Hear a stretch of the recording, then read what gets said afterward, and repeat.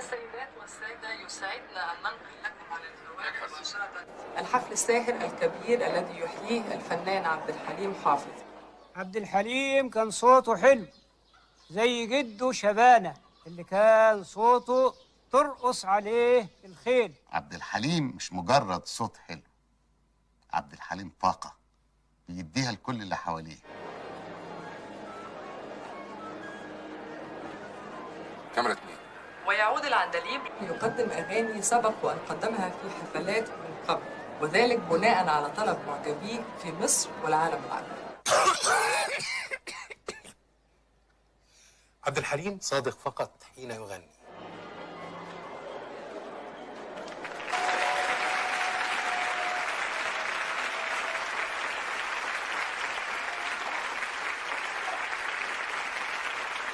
عبد الحليم ما يملكش عقلية تجارية، عشان كده أنا مسكت له صوت الفن وتقريبا إدارة كل أعماله.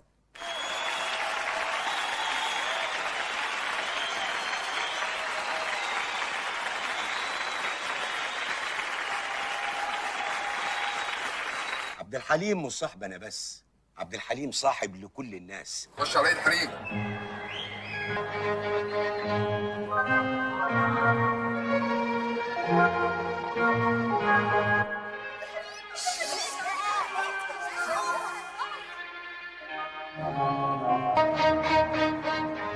صاحبي، بدأنا سوا وكبرنا سوا وطورنا الأغنية سوا. عبد الحليم ده صاحبي حبيبي. صاحبك حبيبي؟ امال روح بالروح من ايام الفقر. كان هو ساكن هنا مع اخوه، كان عازب صغير وانا كنت صبي صغير. يعني لما تحب واحدة هتسمع عبد الحليم، لما تمسك بندقة وانت رايح تحارب برضك هتلاقي عبد الحليم.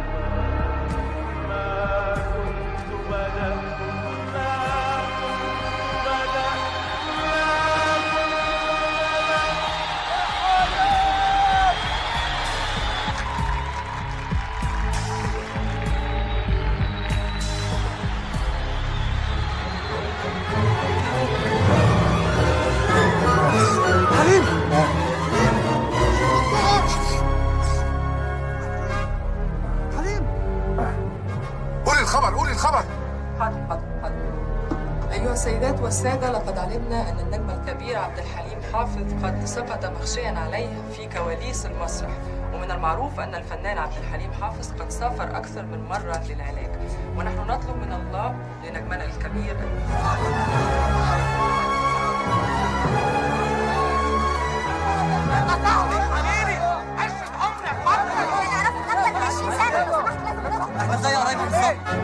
الدنيا مقلوبة بره، ربنا يستر.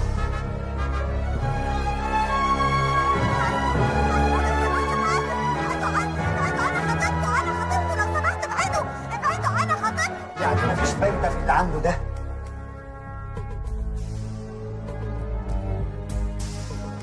لو سمحت انا خطيبته، انا لازم ادخله. وكل واحد هيقول لي تقريبا وده يا نبي. يلا مش من هنا. قلت له ياخد اجازة. ما بيسمعش الكلام.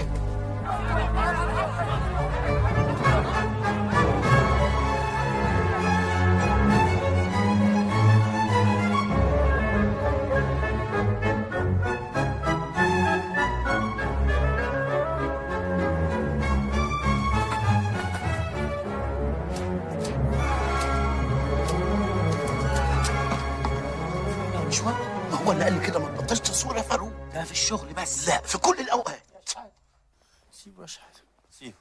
سلامتك يا غالي. ما تخافش، مش هموت دلوقتي. ربنا يديك الصحة. ألف سلامة يا أستاذ.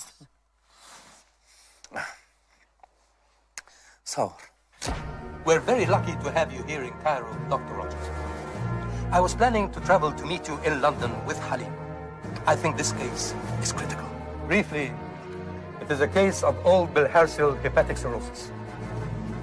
Now he suffers from portal hypertension, esophageal varices, and recurrent hematemesis.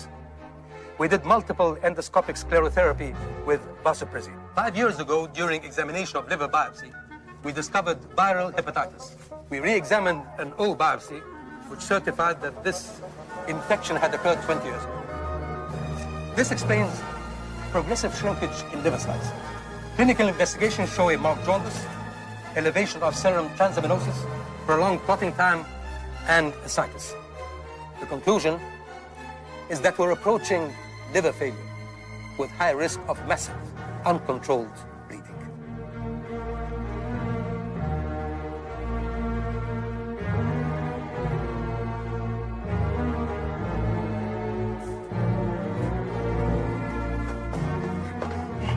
طمني يا دكتور، حليم عامل ايه؟ اهدي كده وتعالي معايا. من بره فاروق. الدنيا كلها يا أستاذ.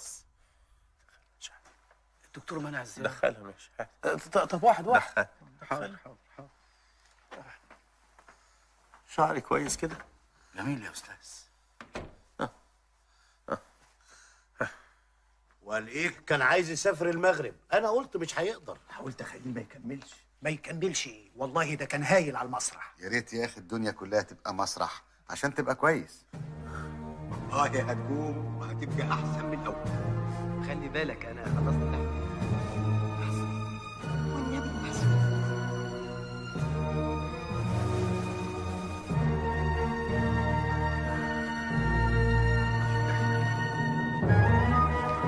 قلت لك العافية.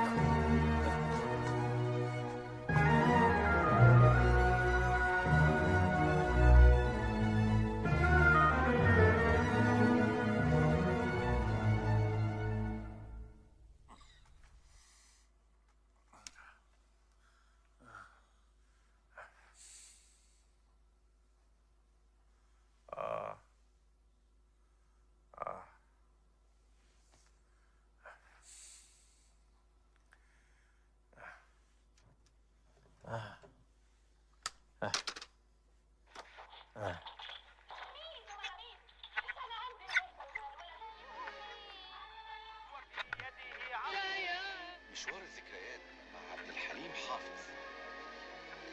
أستاذ عبد الحليم، أنا سعيد جدا إن أنا اللي بسجل معاك مشوار حياتك، وعاوز أبتدي معاك من الأول. عاوز أعرف أكتر عن عبد الحليم الإنسان، عبد الحليم اللي الناس ما تعرفوش. قول لي يا أستاذ عبد الحليم، تفتكر طفولتك؟ يعني افتكر طفولتي ازاي وهي عايشه معايا. يعني الطريقه اللي جيت بيها الدنيا، الخوف، الوحده، دول اصحابي اللي ما سابونيش لحد دلوقتي. امي ماتت بعد ما ولدتني باسبوع، حصلها ابويا بعدها بسنه. لدرجه انهم قالوا ان انا في طفل كان عاوز يرضع وامه ميته، فبقوا يجيبوا له مرضعه تمشي، يجيبوا مرضعه تانيه، ما لقولوش صدر يضمه، ما لقولوش صدر حنين يخاف عليه. ف نقلوه بعد كده بيت خاله، ولاد كتير بقى، والظروف الاجتماعيه بتبقى يعني فخالي نقلني الملجأ.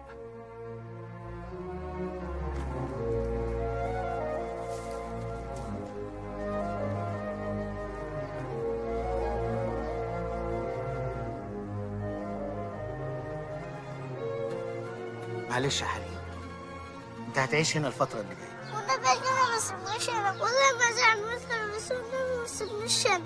ده انت هتلاقي هنا عيال كتير هتلعب معاها. لا انا عايز ارجع البيت.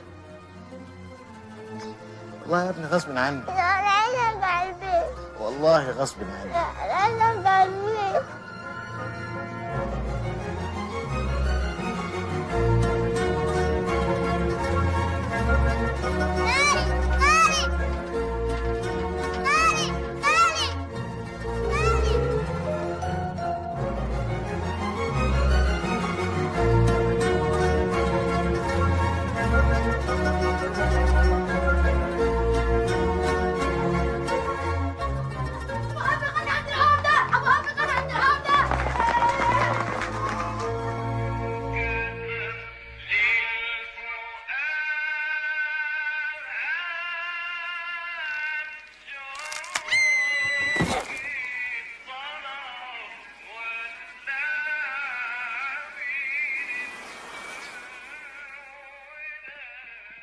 بعد اذنك الاستاذ مجدي العمروسي موجود بره، خليه يتفضل.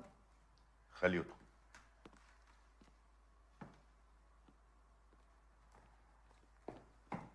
مساء الخير يا استاذ. مساء الخير يا مجدي. اخبار حليم ايه؟ والله يا استاذ تعبان قوي. طول عمره مهمل في صحته. انا ياما نبهته. على العموم انا بعت نهله عشان تطمن عليه. ما انا عارف ان حضرتك ما رحتش. ما هو اصل حضرتك طول عمرك بتخاف من المستشفيات والميكروبات. شوف، لو استدعى الامر ان احنا نجيب له دكاتره من بره ارجوك اعمل كده. طبعا طبعا يا استاذ. حياه حليم غاليه عليا قوي يا مجدي. امال وغالي علينا كلنا حضرتك. عشان كده انا جيت لحضرتك دلوقتي. يعني انت عارف حضرتك احتمال كبير قوي ان حليم يسافر، وتحسبا لاي ظروف انا جيت لحضرتك عشان تمضي لي بعض الاوراق والمستندات وشويه شيكات. نعم، بتقول ايه؟ شيكات هتمضيها لي. انت عايزني انا امضي على الشيكات بسرعه كده وكمان بالليل يا مجدي؟ بالليل؟ طبعا. عمرك سمعت على حد بيمضي على شيكات بالليل؟ ما فيهاش حاجه، تحسبا لاي ظروف حضرتك. انا ميعاد نومي جه. تصبح على خير يا مجدي. انت من اهله يا استاذ. هجرى لنا ايه الشيكات لما تتمضي بالليل؟ هتحمض. البرنامج بتاع حياة الاستاذ عبد الحليم شغال في الراديو يا استاذ. طيب روح انت.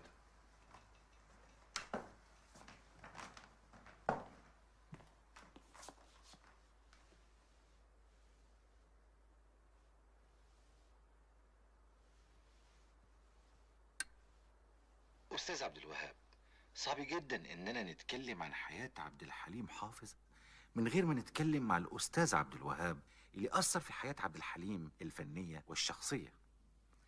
إمتى سمعت أو إمتى عبد الحليم لفت انتباهك؟ في الحقيقة أنا سمعت صوته قبل ما أشوفه. في الإذاعة؟ لا، بره الأوضة اللي كنا قاعدين فيها في لجنة الاستماع. مش مهم إن الست مرة، مش آخر الدنيا. ما هو كل اللي جوه دول فشلوا وسقطوا وفشلوا ونجحوا، ما بقوش نجوم مرة واحدة يا أخي. هو أنا قلت لك حاجة؟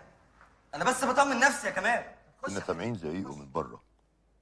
قلنا مين الولد الشجاع ده؟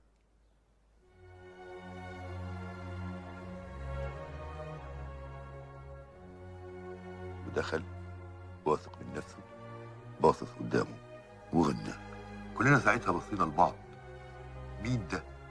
وايه اللي بيقوله؟ الواد ده خطر. ونجحته؟ ونجحناه.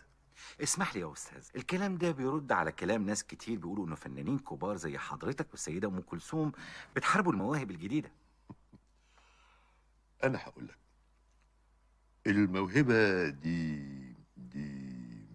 حاجة من عند ربنا، بمعنى إنها زي الرسالة للنبي، مهما الكون وقف قدامها لازم في النهاية تنتشر وتنجح. تغني؟ هي العيلة مستحملة مطرب واحد فقير لما تستحمل اتنين؟ اسمع يا حليم، انت عارف كويس قوي احنا عايشين ازاي. يعني يا دوب مرتبك على الفلوس اللي انا بلمها بتعيشنا بالعافية انا وانت واختك. انسى يا حليم، انسى الموضوع ده من اساسه. ليه؟ يمكن انجح وابقى كويس والنجاح ده يبقى لينا كلنا. كان غيرك اشطر. يا حليم انا عايز مصلحتك. السكة دي ما هياش سهلة، السكة دي صعبة قوي كمان. إذا كنت أنا مش قادر عليها هتقدر أنت؟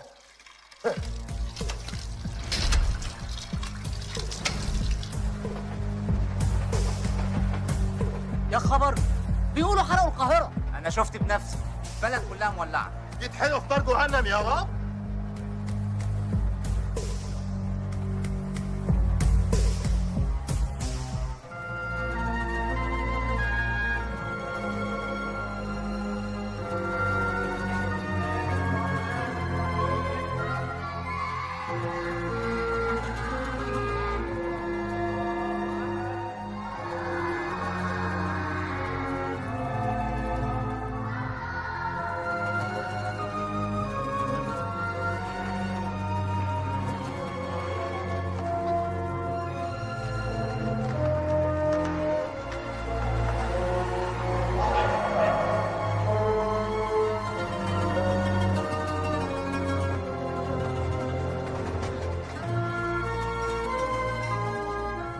بعض التقارير بتقول انك انت مدرس كفء شكرا يا فندم. وشخص مهمل ودائم الغياب والتأخير. ليه؟ والله اصل في ظروف كده يا فندم. ظروف ايه اللي تخلي الواحد ما يأديش عمله كويس؟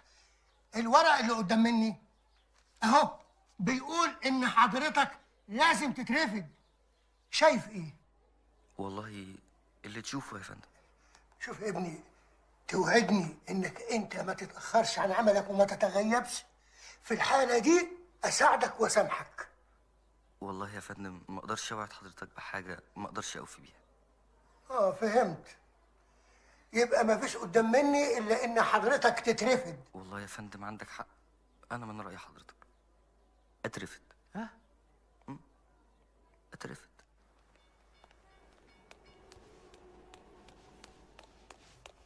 كمال كمال، ايه يا ابني مالك بتزعق ليه؟ بارك لي يا كمال، بارك لي. بارك لك على ايه؟ اترفدت. بتقول ايه؟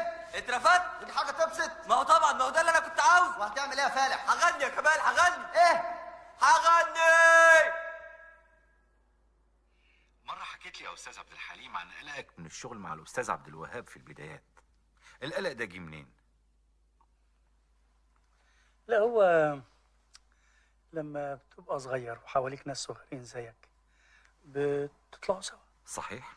غير لما بتتعامل مع واحد كبير فبيبقى عايز يشدك للحته بتاعته مش الحته بتاعتك انت، وبكده تروح شخصيتك. ف لا لا لا بس الاستاذ عبد الوهاب مش كده. يعني اكيد. وتفتكر يا أستاذ عبد الوهاب الموهبة كفاية؟ لا، أنا لا أعتقد. الموهبة نص النجاح بالنسبة للفنان. لازم يعتمد على حاجات تانية كتير زي إصراره وذكائه واجتهاده. أفتكر إن أول مرة غنيت فيها قدام جمهور كانت سنة 1952 في المسرح القومي في الإسكندرية، مش كده؟ كلمني عن اليوم ده. يعني احنا كنا 3. أنا درست أبوة وبعدين غنيت. كمال درس أصوات وبعدين لحن. الموجي طبعا. كانت الناس متعودة تسمع الطرب، يعني الدسم، اللي هو ازاي تنقل من مقام لمقام، ازاي تقفل الدور، والموال وازاي تعفق الموال. كانت طبعا حاجات اتعلمنا منها يعني. بس انا يعني حسيت ان انا يعني عايز اجيب حاجه، يعني حاجه تانية، حاجه بسيطه. عاوز احس كده يعني اوشوش الناس، احس ان كل واحد ممكن اغني له لوحده. فحسيت ان انا عايز اعمل حاجه بسيطه يعني بس على فكره البساطه دي مش سهله.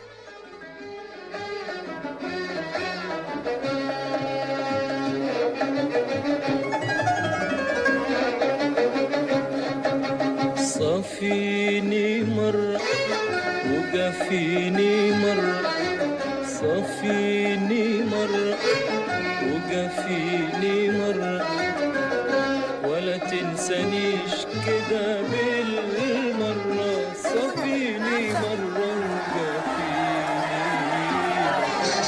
على قد الشوق اللي في عيوني يا جميل سل. عليك سألوني ويا ما بتسأل. ايه يا فندم اللي انت بتغنيه ده؟ ايه هو مش مرتاح؟ غني يا علي عبد الوهاب احسن. ما تغني لنا احسن يا شبشب الهنا.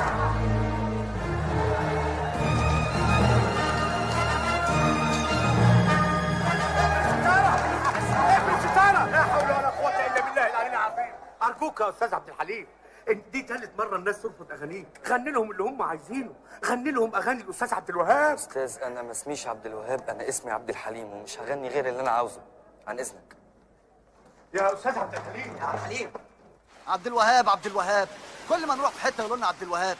اسمع يا حليم، سهل على نفسك السكه وخليه يلحن لك، وانا هرمي نفسي في البحر. احنا نفسنا نقدم حاجه جديده بس الناس مش قابلاها، ودي مش اول مره تحصل. يعني مفيش فايده. لا في فايده. بأمارة ايه؟ بأمارة اني حاسس ان اللي بنعمله صح وانت وهو عارفين ده كويس. مش مهم ان احنا نحس او نعرف، لازم الناس هي اللي تحس. ما تتكلم يا مجدي، انت ساكت ليه؟ اهدوا يا جماعه، انا شايف ان الواحد في بدايه حياته مفيش مانع يقدم شويه تنازلات، ولا ايه؟ حد عنده استعداد يقدم تنازلات؟ يا جماعه انا حاسس ان احنا هننجح. صدقوني انا احساسي ما بيخيبش.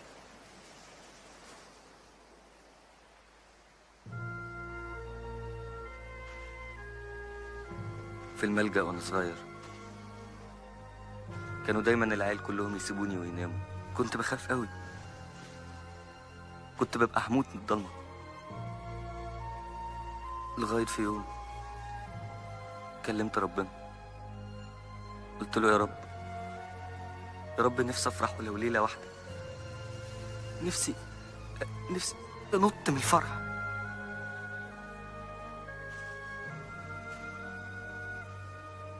هتصدقوني لو قلت لكم ان في نفس الليله البرق نور الضلمه والمطره نزلت والعيال سحبت وخرجنا نتنطط في المطره وقعدنا نغني يا مطر رخي رخي. من ساعتها عرفت ان ربنا بيسمعنا في دقيقتنا وبيفرجها وهيفرجها. صدقوني هيفرجها.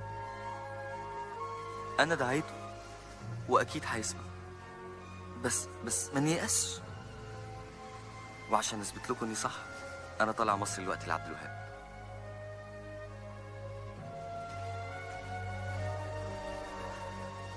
فين؟ انا رايح معاه. عبد الوهاب مره واحده؟ ازاي يا حليم؟ ده انا اللي اعرفه ان الاستاذ ما بيقابلش اي حد. ما خفتش يعني يطردوك؟ ابدا، قلت لهم قولوا له ان انا عبد الحليم اللي انت نجحته في الاذاعه. قابلك؟ يا سلام، هو ده الفنان بجد، يحس باي حد مهما كان صغير ومش معروف. اهلا يا استاذ عبد الحليم. انا سعيد ان حضرتك ما نسيتنيش. ايوه انا فاكر ان انا اللي نجحتك في امتحان الاذاعه. الفضل ليك طبعا. مجدي العمروسي محامي صديقي. محامي؟ اعوذ بالله، ايه انتوا ناويين ترفعوا عليا قضيه ولا ايه؟ العفو يا فندم، واحنا نقدر برضه. خير. انا بقالي 3 ايام يا فندم بغني على مسرح اسكندريه. جميل. لا يا فندم مش جميل، لان الناس مش عايزه تسمع الحاجات بتاعتي وعايزاني اغني حاجات تانية. ده شيء طبيعي تماما، حصل لنا كلنا. اي حاجه جديده لازم تتهاجم في الاول. وطلبوا مني اغني اغاني لسعادتك. ارجوك اوعى تكرهني بسبب حاجه زي دي. يا فندم انا مش جاي اشتكي اللي حصل لي، انا جاي اخد رايك. وغنيت؟ لا طبعا. انا لو كنت مكانك كنت عملت كده بالظبط.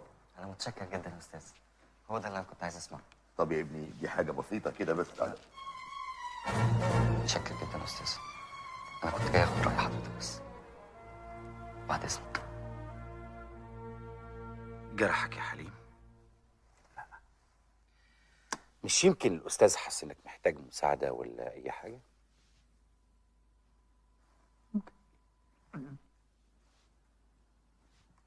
ارتاح يا حليم.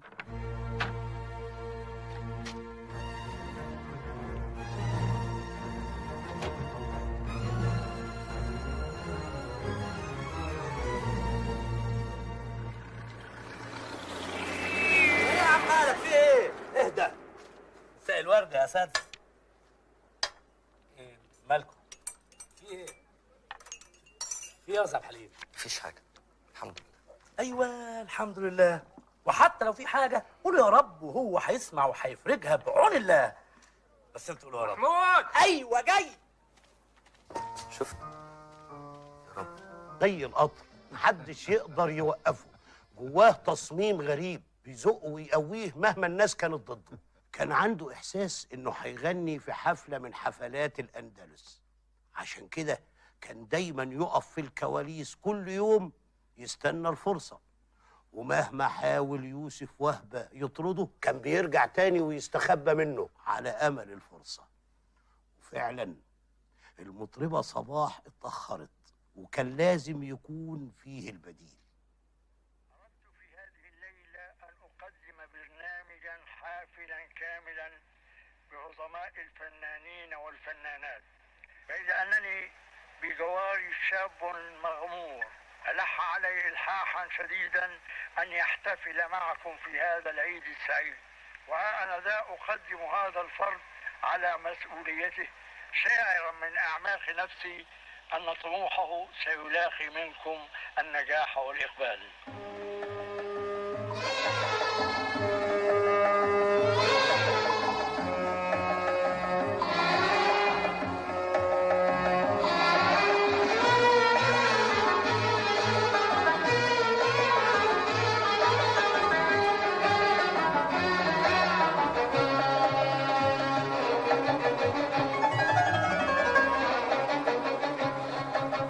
صافيني مرة وقفيني مرة، صافيني مرة وقفيني مرة، ولا تنسانيش كده بالمرة، صافيني مرة وقفيني مرة،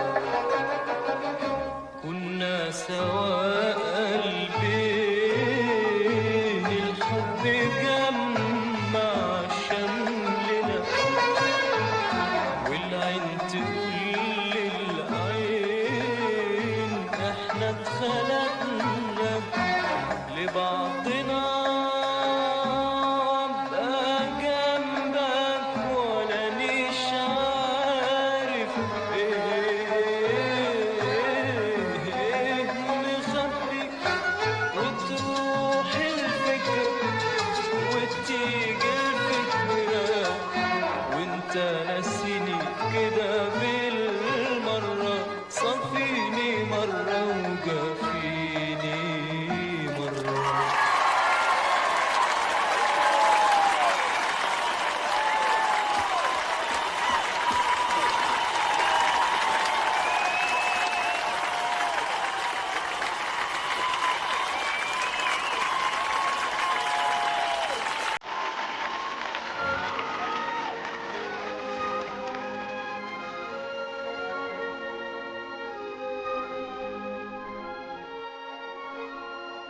وخرجت طبعا تحتفل.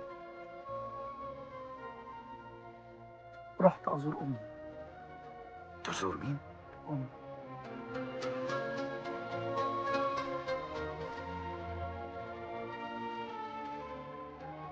كان دايما عندي إحساس إني السبب في موتها. خرجت أقول لها إني نجحت، إني بقيت بني آدم، والناس كلها هتتكلم عني. عبد الحليم يا أمي اللي الكل كان متشائم من ولادته نجح وهيشرف الحلوات والملجأ وحتى الترعة اللي عام فيها نجح.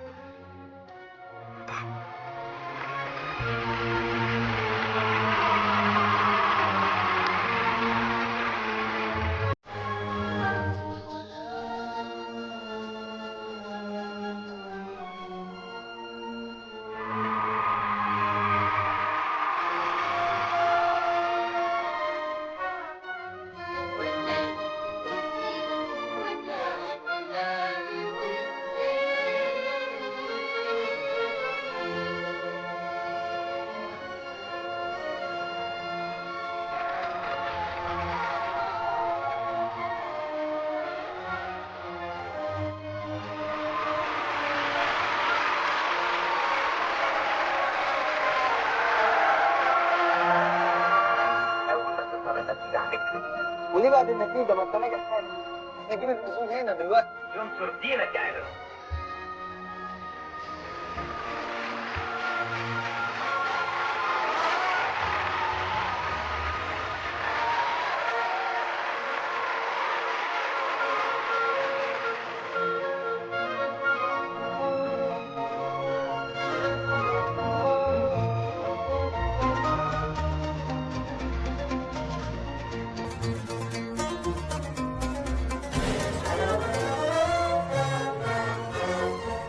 الافلام نجحت والاغاني مكسره الدنيا.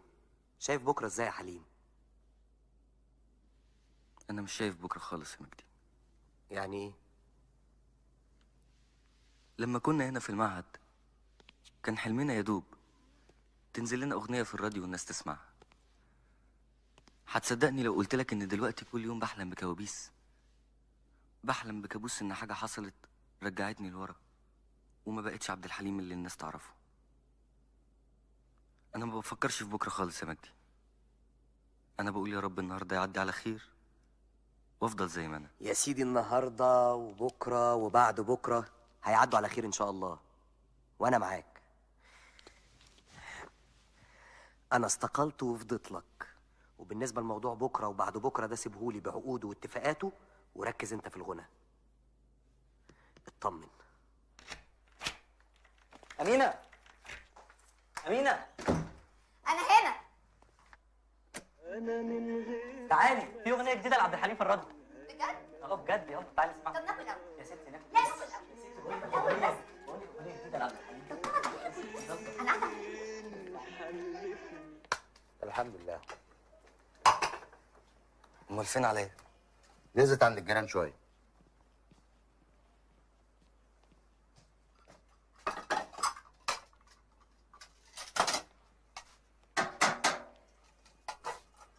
كنت عاوزك في موضوع كده يا اسماعيل. خير يا حليم، في ايه؟ انت طبعا اخويا الكبير وخيرك عليا وانا الحمد لله ربنا وفقني وكنت عاوز يعني بعد فتره نتنقل من هنا وتيجي معايا انا وعليا والحمد لله يعني ربنا وسع عليا.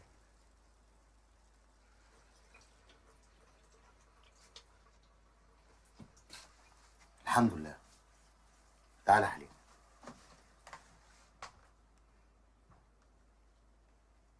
تعالى يا حليم.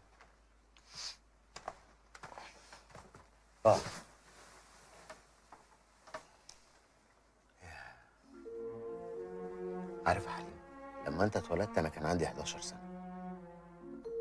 بعدها ب3 ايام امنا ماتت. قالوا عليك انك شوق. لقيتهم عايزين يرضعوك من صدر امك عشان تموت زيها.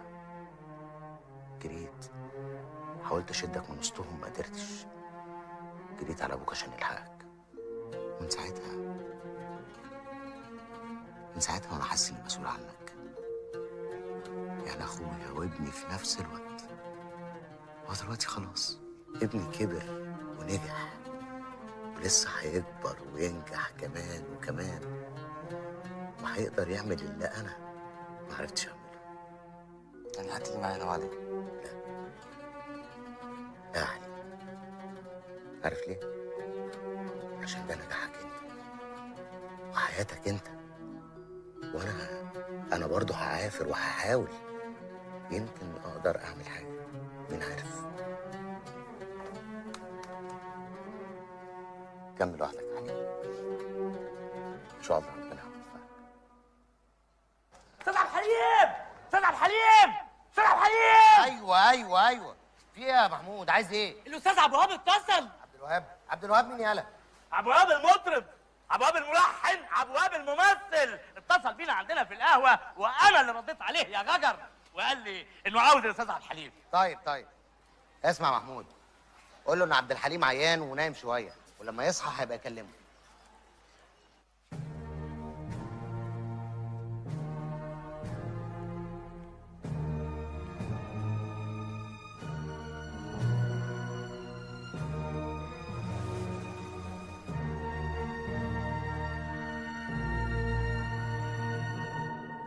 هي رحلتك الطويلة مع المرض ابتدت امتى؟ سنة 54. ده تاريخ لا يمكن أنساه. كنت معزوم في حفلة كبيرة وكنت ابتديت أتعرف.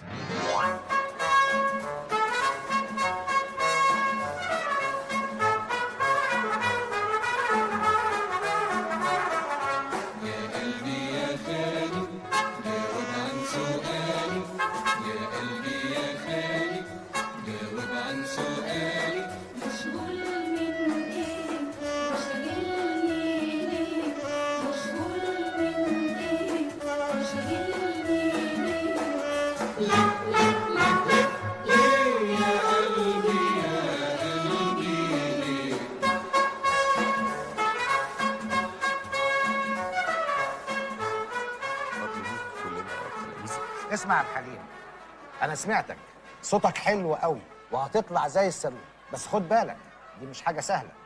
المهم انك تحافظ على مكانتك وتنميها. وفي بلدنا دي بقى مشكله، لان في ناس كتير قوي هتكره نجاحك وهتحاربك. علشان كده لازم تعرف ازاي تقدر تدافع عن نفسك، وفي بعض الاوقات ازاي تقدر تهاجم، بس بذكاء.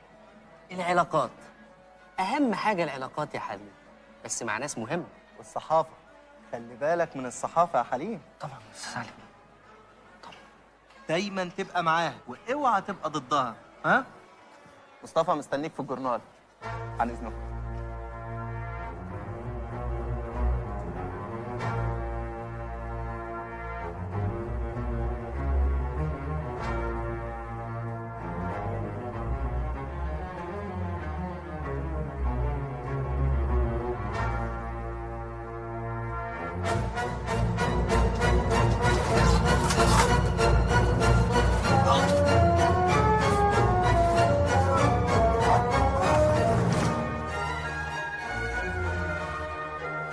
ساعتها افتكرت إن عندي سل.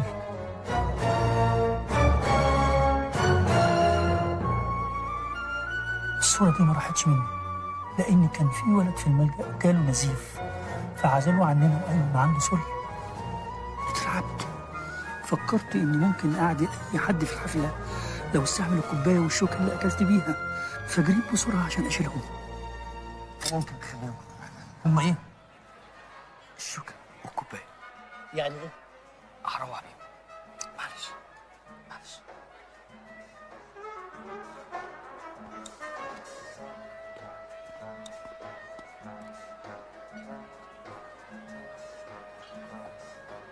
مالك يا عبد الحليم؟ في ايه؟ لا مفيش حاجه، مفيش حاجه. عن إذن حضرتك. هو في ايه؟ المطرب الجديد اللي اسمه عبد الحليم عايز ياخد شوكة وسكينة وكوباية، هو حرامي ولا ايه؟ قوم يا دكتور زكي شوف ايه الموضوع. انا راح اشوف. اوكي. مساء الخير. مساء الخير. انا الدكتور زكي السوداني. سامحني يعني، انت كنت عايز تاخد الشوكه والكوبايه. لا يا فندم، اصل يعني كان خرج مني دم، فحضرتك عارف يعني ممكن ايه بقى، فخفت يعني ان انا بس اعدي حد. انت جحيت؟ لا يا فندم، بس اسمع، انت منين؟ من زازي. انت كنت بتنزل الترعه؟ طبعا يا فندم، كلنا كنا بننزل الترعه. بالهرسيا. انت عندك بالهرسيا، انت لازم تجي لي على طول.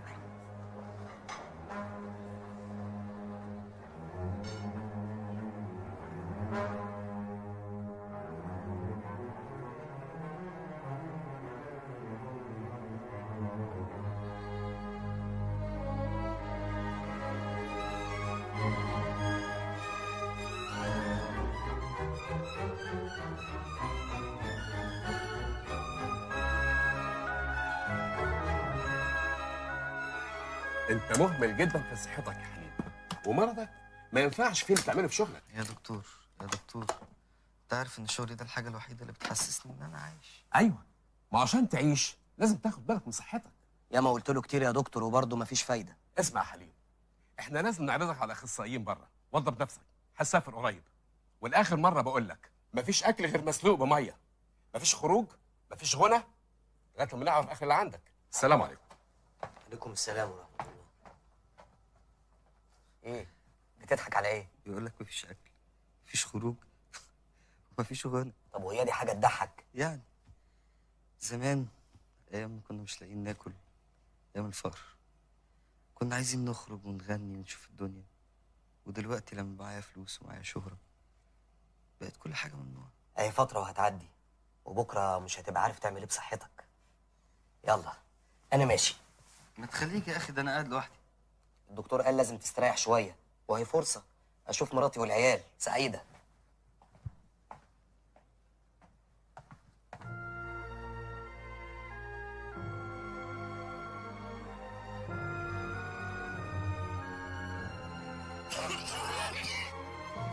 عارف يا حليم، الناس بتموت بالليل لان الدكاتره بيبقوا نايمين، مفيش حد بيلحقهم.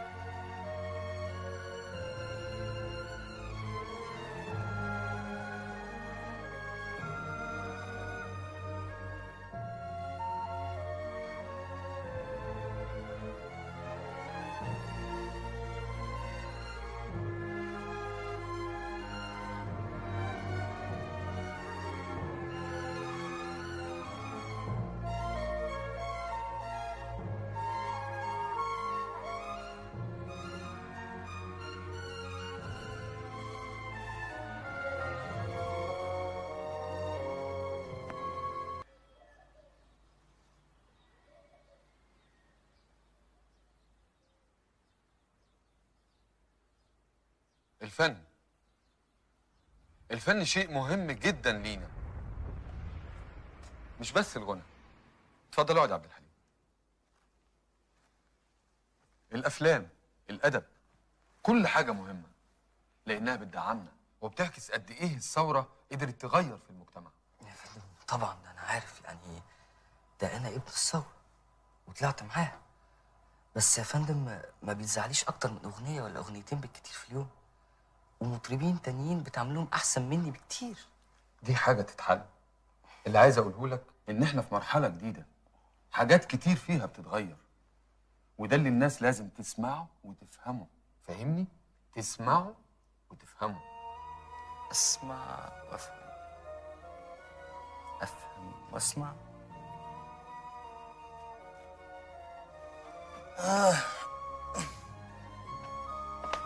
بس اسمع وافهم. عاوز اتكلم معاك في موضوع مهم جدا، موضوع مهم في حياة عبد الحليم، موضوع مهم في حياة مصر، مهم في حياتنا كلنا.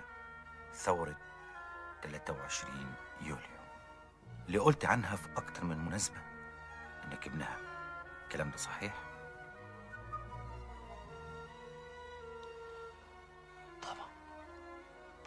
طبعا صحيح. طبعا ابن ثورة 23.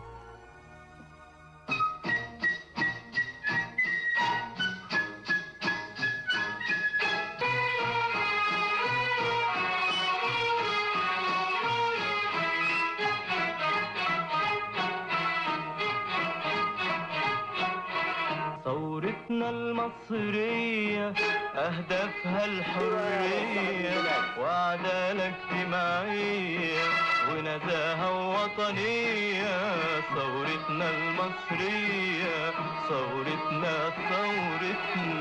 أنا أول ما مليت صدري هوا عشان أغني قامة الثورة كان حلم في حياتنا واتحقق، وما كانش فيه اختيار بين مجتمع أنا وكل الناس اللي عرفتهم في حياتي رافضينه، وبين مجتمع بتاعنا إحنا، يعني لازم نبنيه نغني له. مجتمع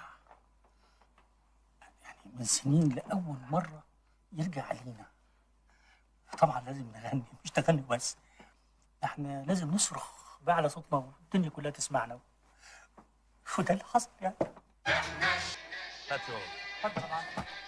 مبروك عليك القهوة يا محمود. الله يبارك فيك، عقبال ما نفرح بعدلك ان شاء الله. احنا الشعب، احنا الشعب، احنا الشعب. قولوا معايا، احنا الشعب، احنا الشعب، احنا الشعب، احنا الشعب. اللي انا اقصده انك غنيت لشخص جمال عبد الناصر. لا، أنا غنيت للبطل اللي كان بيقود الأمة العربية ضد الاستعمار واللي بيحاول يبني بلده رغم الحصار والدمار. بنغني لحلمنا، ده راجل قاعد يحارب لاخر فتره في حياته هو. ده اول مصري بيحكم مصر مننا يا اخي، اول واحد مننا اسمه جمال عبد الناصر، مصري.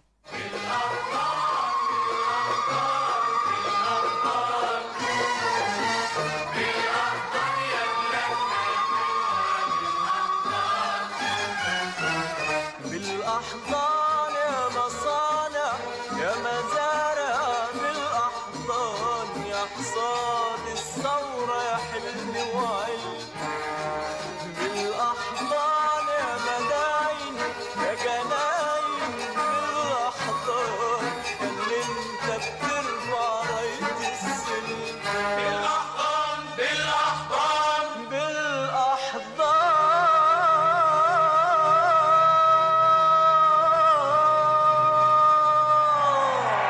باسم الأمة رئيس الجمهورية، مادة 1: تؤمم الشركة العالمية لقناة السويس البحرية شركة مساهمة مصرية. بجد يا حليم؟ بجد يا ممكن، ورحمة أمي زي ما بقول لك كده. أستاذ ممكن نتكلم معاك في الموضوع؟ طبعا اتفضل.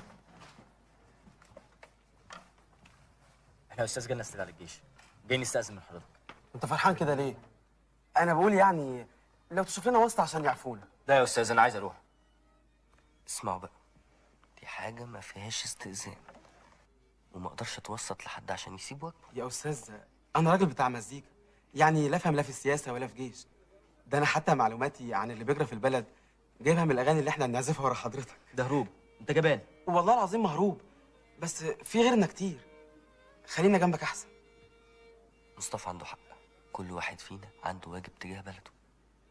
انا هنا ليه واجب وما اقدرش اعمل اكتر منه، لكن انتوا تقدروا. اتوكل على الله يا عبد الله وما تخافش، وانت يا مصطفى خلي بالك منه، وانتوا هناك يبقوا افتحوا الراديو، هتلاقوني بغني لكم انتوا، او على الاقل احس ان انا معاكم. ربنا يخليك لينا يا استاذ. اتوكلوا على الله. يلا.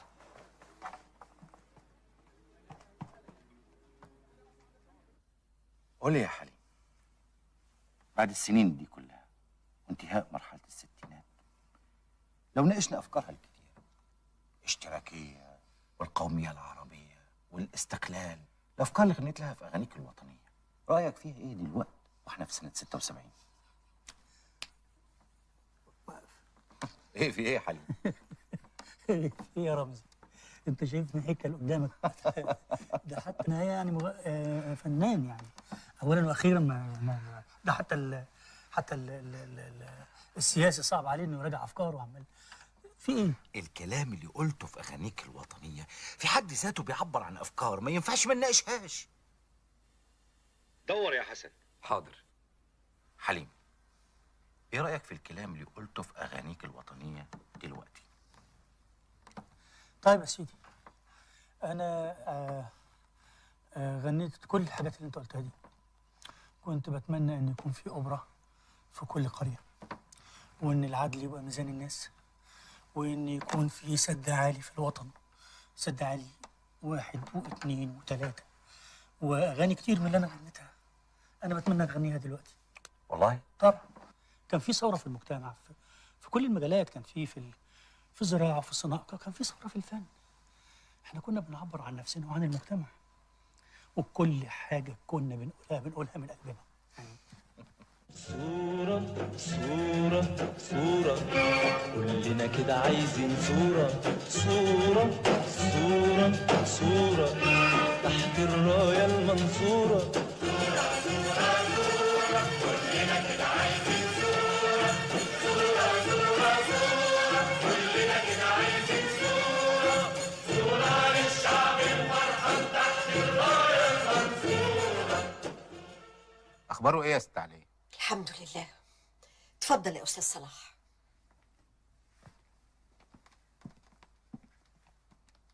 هو انا جيت في وقت مش مناسب؟ لا ابدا، بس زي ما انت شايف ساعات يصحى وساعات يروح في النوم كده.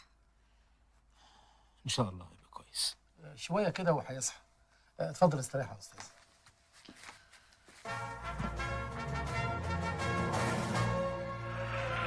أيها الإخوة، لقد فرض علينا القتال. أيها الإخوة، سنقاتل في سبيل هذه الحرية وفي سبيل هذا الاستقلال، ولن تفرض علينا أبدا الاستسلام. سنقاتل ولن نستسلم أبدا أيها الإخوة. راية العرب شفافة قلب الريح مشهورة بالغضب وفي الجنوب تصيح. أجهزة الرادار المصرية كشفت الطائرات الصهيونية وتم إسقاطها كالذباب. وفي الجنوب تصيح. حيلها بيرة إسرائيلية هتسلية حميها شميد إتها بتوصيمها متسريين بفليش يمريقوا.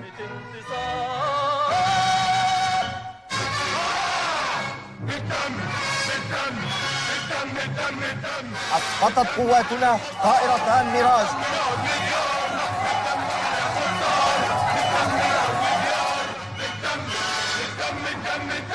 قلبيها رجيم يا حيالين متسريين. من دم الإنجليزي اللي بيسرق مكاني. يا مدفع المدوي ضوي من الأرض وضوي. يا مدفع المدوي ضوي من الأرض وضوي. بالدم ابنك يقول لك يا بطل هات لي نهار. ابنك يقول لك يا بطل هات لي انتصار.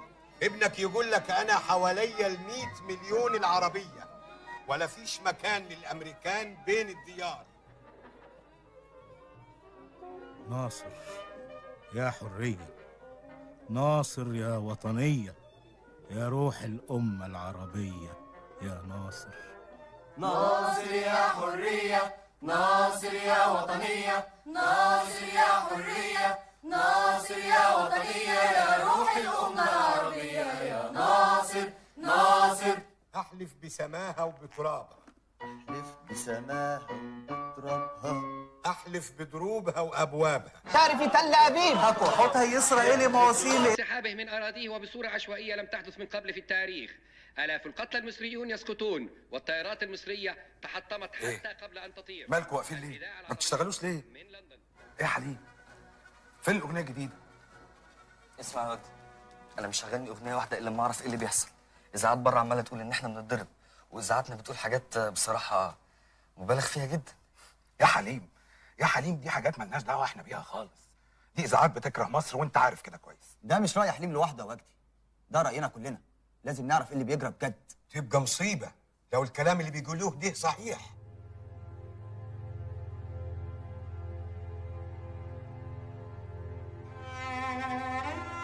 أيها الإخوة، لقد تعودنا معا في أوقات النصر وفي أوقات المحنة، في الساعات الحلوة وفي الساعات المرة، أن نجلس معا وأن نتحدث بقلوب مفتوحة، ولا نستطيع أن نخفي على أنفسنا أننا واجهنا نكسة خطيرة خلال الأيام الأخيرة، لكني واثق أننا جميعا نستطيع وفي مدة قصيرة أن نجتاز موقفنا الصعب. وأقول لكم بصدق وبرغم أية عوامل قد أكون بنيت عليها موقفي في الأزمة، فإنني على استعداد لتحمل المسؤولية كلها. ولقد اتخذت قرارا أريدكم جميعا أن تساعدوني عليه. لقد قررت أن أتنحى تماما ونهائيا عن أي منصب رسمي وأي دور سياسي، وأن أعود إلى صفوف الجماهير أؤدي واجبي معها كأي مواطن.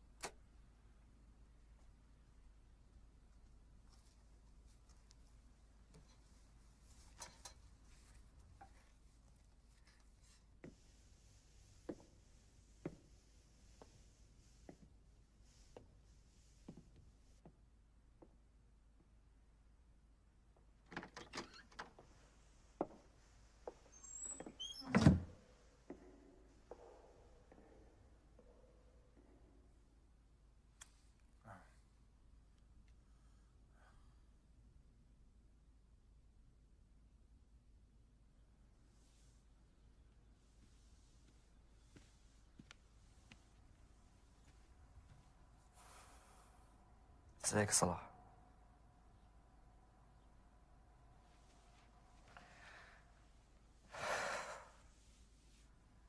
قالوا لي انك قاعد في البيت مكتئب ومش عايز تخرج.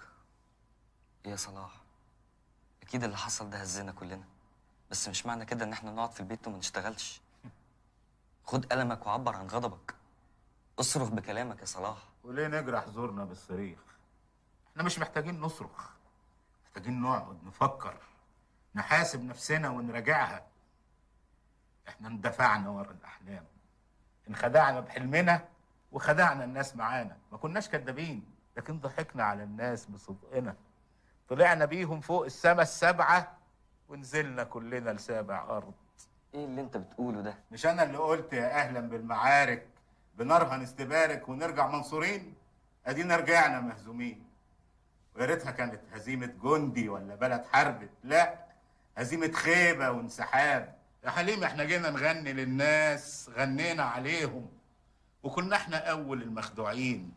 كفاية غنى، عايزين نحاسب نفسنا بمنتهى القسوة واحنا فايقين. من فضلك سيبني، كفاية غنى يا حليم، كفاية غنى.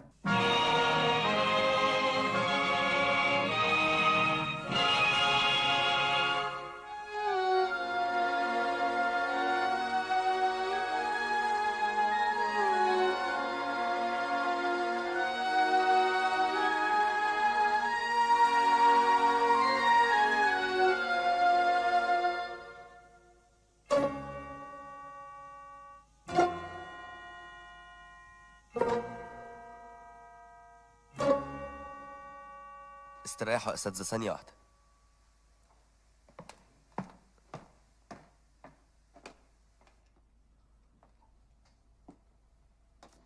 سيبني دلوقتي يا زكريا.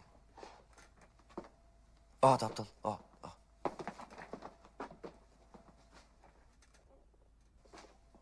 امال فين مصطفى؟ مصطفى استوى على الناس لما ضحكنا على نفسنا، او يمكن حلمنا هو اللي ضحك علينا. معنى كده ان احنا نبطل غنى يا عبد الله؟ غنى؟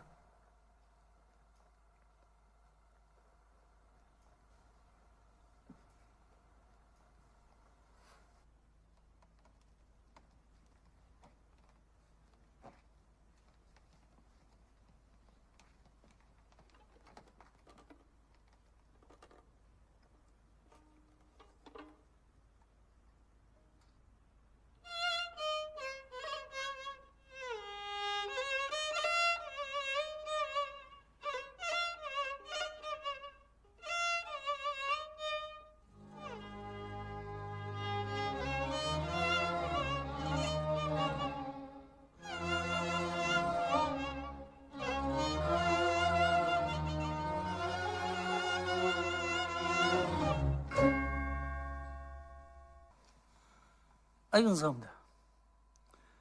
مفيش فن حقيقي أبدا يبقى يبقى هو الفن بالأوامر يعني؟ مش ممكن يعني. سكت الكلام والبندقية اتكلمت. وغنيت كمان للرئيس أنور السادات لما مسك الحكم. غنيت برضو عاش اللي قال الرجال عدوا القنال.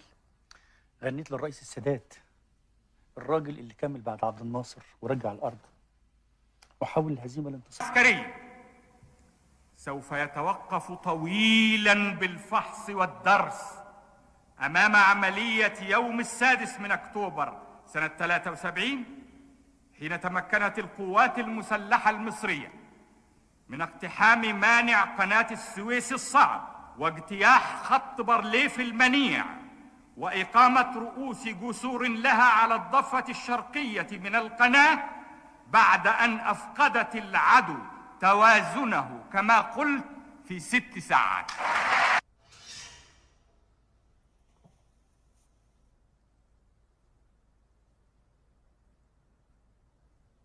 أنا مش جاي عشان أضايقك، بس أنت أكيد حاسس وعارف إن مبيعات الاسطوانات بتاعتك قلت، والطلب على الأغاني بتاعتك في الإذاعة ابتدى يقل. الأبنودي وبليغ مكسرين الدنيا مع رشدي، وأنت من يوم مجدي يا عمري بحاله يا ابويا، واديني انت الفرحه يا عيني، اديني انت الفرحه يا عيني. ما تزعلش يا حليم، بس ساعتها بان انك بتحارب محمد رشدي. انا وهحارب رشدي ليه؟ يعني بليغ حمدي نجح مع عبد الرحمن الابنودي، انا حاولت اتعاون معاهم، معنى كده ان انا ابقى حاربت حد او بحاول اقضي عليه؟ مش فاهم. يعني شوف يا رمزي، انا قدمت غنوه وغيري قدم نفس الشيء. الحكم في الاول والاخر الناس هي اللي بتقول لك كمل او وقف، انت ناجح او لا. وبعدين يعني مش نجاح غنوه او اغنيتين يعني ده يبقى الانسان ناجح. يعني النجاح يعني استمرار، يعني بتحب شغلك، ازاي تقدر تحافظ على نجاحك طول ما انت عايش. يعني انا مثلا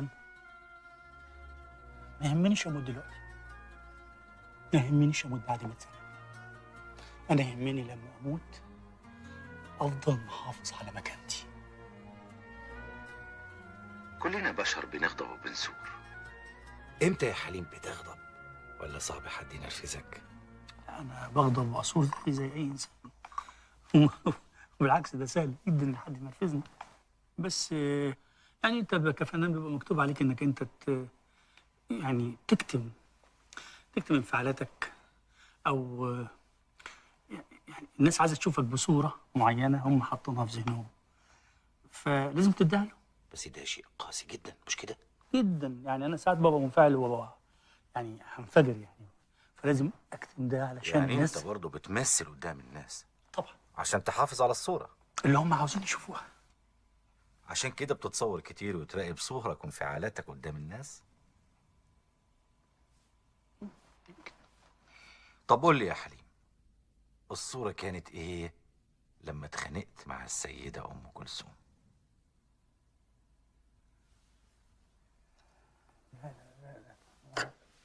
انا ما اتخانقتش مع ست ام كلثوم.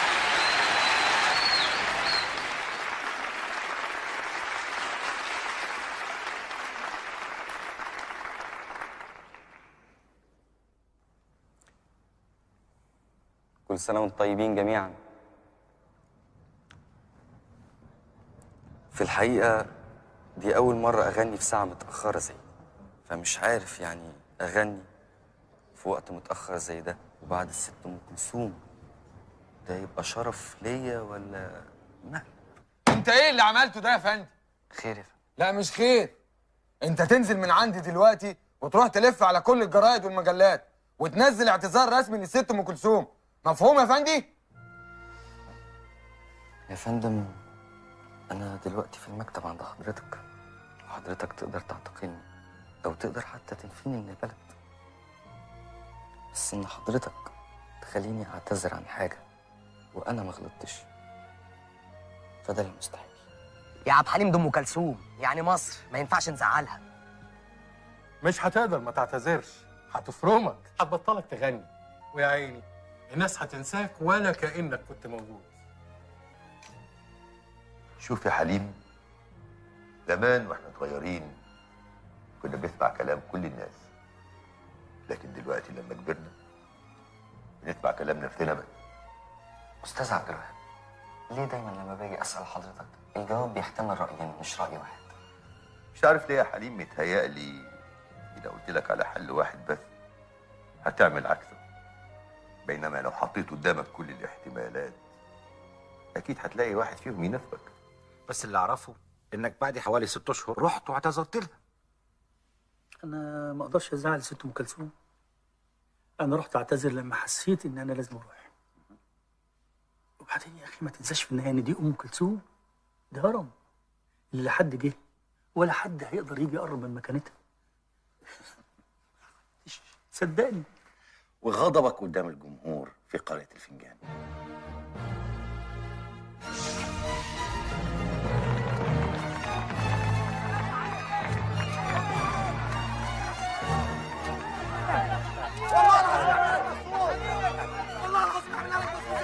الناس يا حليم. لا مش هلبسها. ايه يا عم؟ انت عشان غني بتستحقر الفوره ولا ايه؟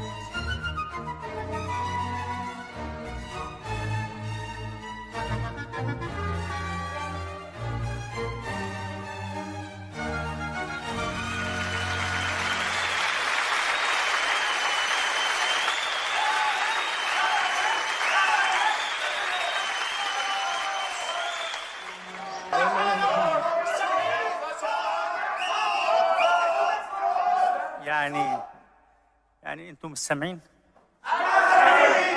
وبقية الناس كلها كمان مش سامعة؟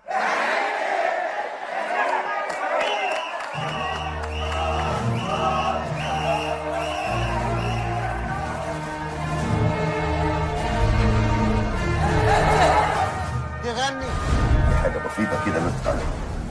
انت هتعيش هنا الفترة دي. ما تسيبنيش يا حليم. انت عندك بالهرس. نفسي ابقى زي الشجره.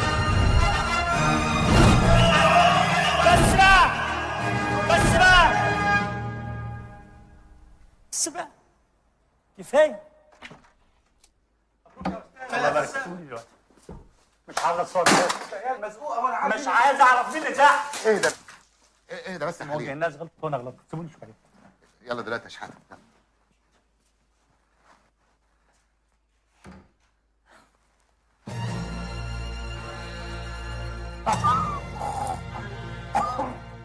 واعتذرت في كل الجرايد.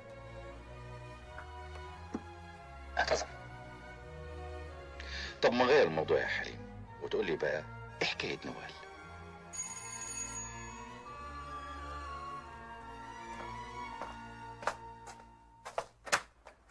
نوال، صباح الخير يا استاذ شحاته. صباح النور، اتفضلي. معلش انا مستعجل شويه. هاخد حاجات يا حليم وهنزل على المستشفى على طول، ما عنديش وقت. من فضلك يا استاذ شحاته. خير يا نوال، في ايه؟ اصل انا يا استاذ شحاته كل ما اروح المستشفى يمنعوني من الدخول.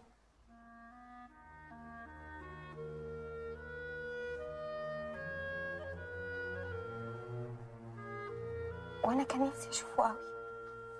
معلش انا اسف، انت عارفه ان حليم مش عايزك تشوفيه، وبعدين ده عشان مصلحتك. بيتهيألي انت فهماني كويس. انت عايزه فلوس؟ لا انا مش جايه عشان عايزه فلوس. انا اسف قوي، انت عارفه دي اوامر الاستاذ، وبعدين يعني انت مش غريب عن المكان، ممكن تستريحي شويه او تعملي كوبايه شاي. سعيده.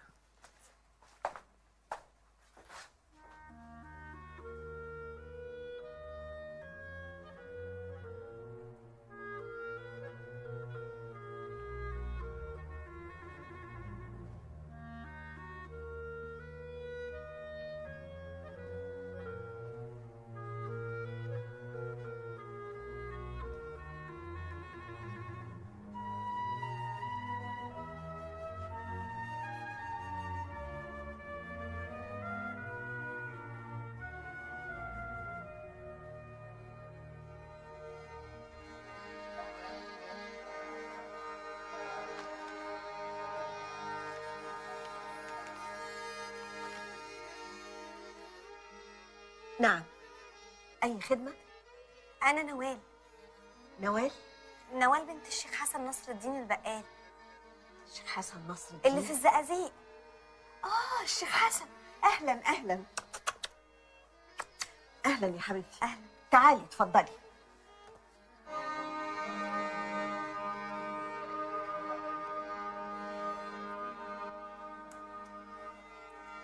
الصراحة يعني أبويا قبل ما يموت قال لي لو اتعذرتي في أي حاجة روحي لعبد الحليم. وأنا يعني أموري. حليم طول عمره بيحب عم حسن.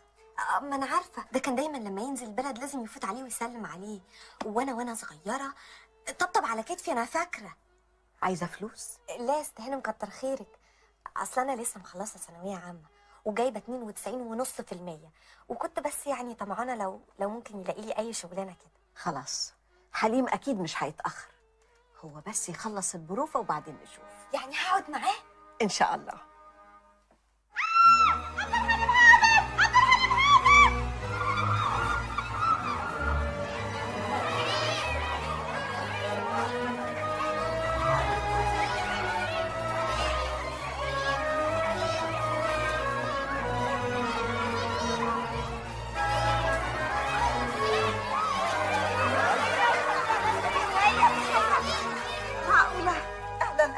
اهلا وسهلا يا ستي، انا عبد الحليم حافظ. طبعا اهلا وسهلا.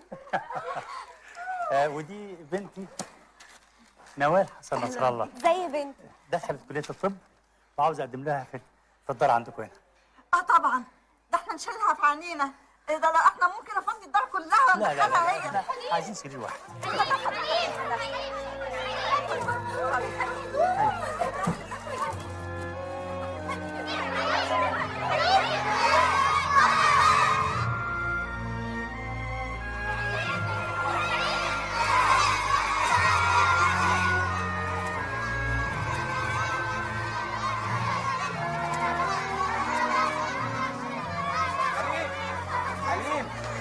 تعالى يا حليم. عجبتك الدار؟ عجبتك الدار؟ كويس.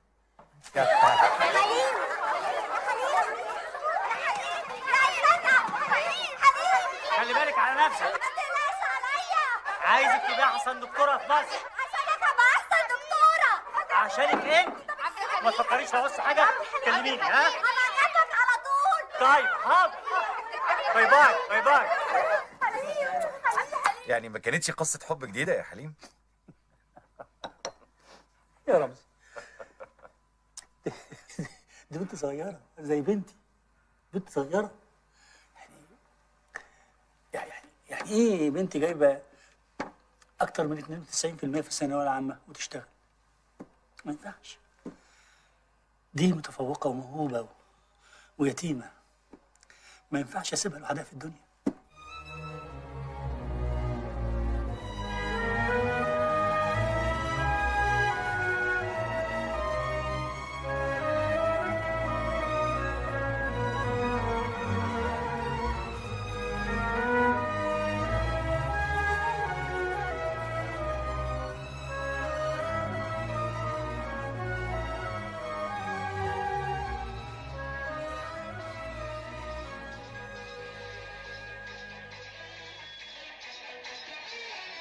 مفيش حد زي عبد الحليم ابدا. انا ما شفتش في حنيته ورقته عليا. ده بيخرجني وبيفسحني في كل حته. ده بيعمل حركه يا لهوي، بموت لما بيعملها. بياكلني بايده. بياكلك؟ وربنا وكتاب الله بياكلني. وبعدين انا متاكده ان هو بيحبني وهيتجوزني يا اختي. يا بختك. اسكتي يا بت، يتجوزك ده انت عبيطه. هتشوفي ان هو بيحبني، انا متاكده. بصوا حتى جاب لي ايه. دوري وشك انت يا بت انت. جاب لي دي، اداهالي وقال لي ان انا احلى بنت في الدنيا. يا بختك يا بختك يا بختك. ممكن اكلم عبد الحليم؟ قول له نوال عايزه التليفون. بكلم عبد الحليم. بقول لك هو مشغول. قلت له ان انا نوال. ايوه قلت له طبعا. طيب شكرا. ما كمل اول. مش قلت لك مش هيعبرك؟ عبد الحليم يحبها ايه؟ استاذ عبد الحليم موجود؟ بس انا قلت لك انه مشغول يا نوال. معلش سيادتك يا استاذ شحاته، حضرتك قول له ان انا عايزاه. حاضر، اتفضلي.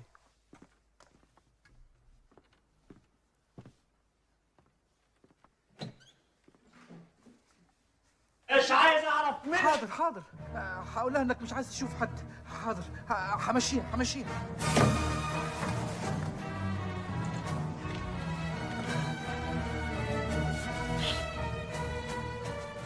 ايه اللي حصل؟ برضه ما عرفتيش تقابليه؟ قلت لك من زمان ده واحد بيعطف عليكي. شفقه يعني. اسكتي بقى غلسه. انا بقول لها عشان مصلحتها. عبد الحليم يحبك انت اكيد مجنونه.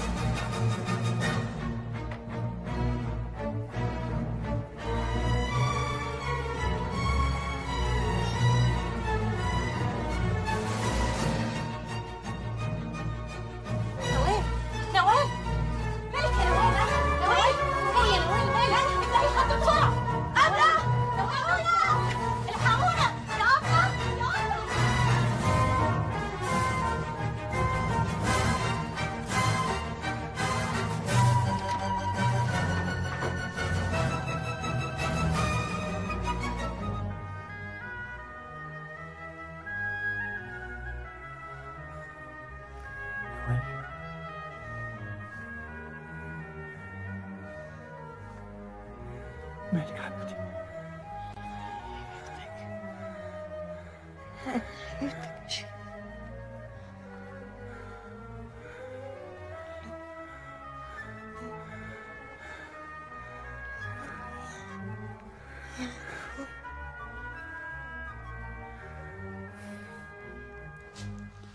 هو ايه اللي حصل؟ حاولت تموت نفسها. يا استاذ عبد الحليم، نوال بتقول لكل زمايلها انك بتحبها وهتتجوزها. حنيتك الزياده ومكانتك صوروا لها حاجات كتير. دي مشاعر انا بعتبرها بنتي، بس ست المديره انا اختفي من حياتها، ولو سالت عليا اقول انه سافر. هيرجع امتى؟ تقول لها ما نعرفش. مصاريفها هتجيلك كل اول شهر. ارجوك خلي بالك منها.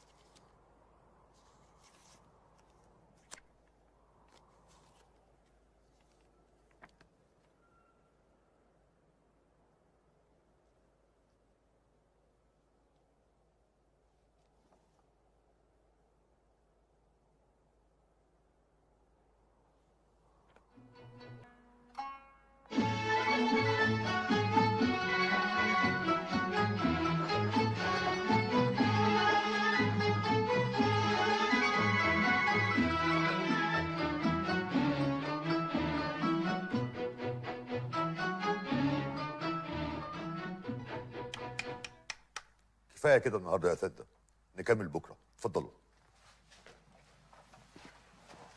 طيب نكمل بكره يا حليم. نكمل بكره يا استاذ. ازيك يا سعاد؟ ازيك انت يا استاذ؟ انا كويس، انت كويسه؟ الحمد لله.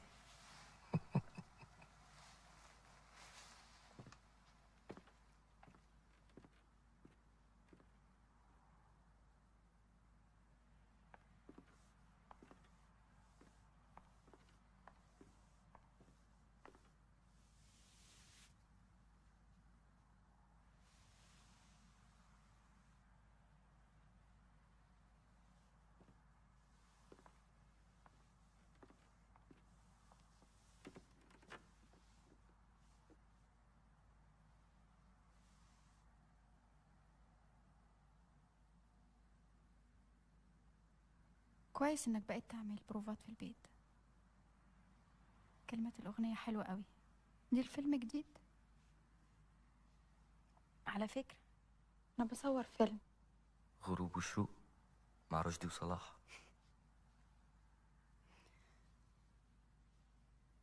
دايما عارف كل حاجة. القعدة في السرير ولوحدي الدنيا كلها بتعدي من قدامي. فكرتي؟ فكرت. على فكرة كان فرح أختي من يومين، كان نفسي قوي تكون موجودة. سعاد، فكرتي؟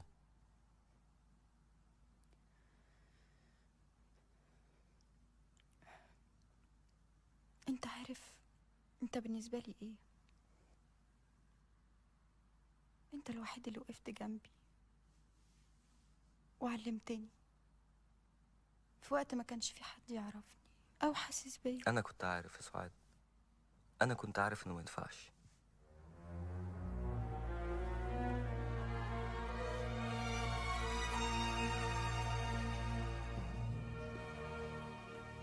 مفيش داعي للدموع يا سعاد، صدقيني انا فاهم ومقدر. يمكن لو كل واحد فينا جه على نفسه شوية انا ممكن ما اشتغلش كتير، ممكن فيلم واحد في السنة او حتى كل سنتين، وانت هتقبل مش كده؟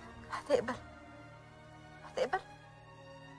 انا راجل فلاح يا سعاد وما احبش ان مراتي تشتغل.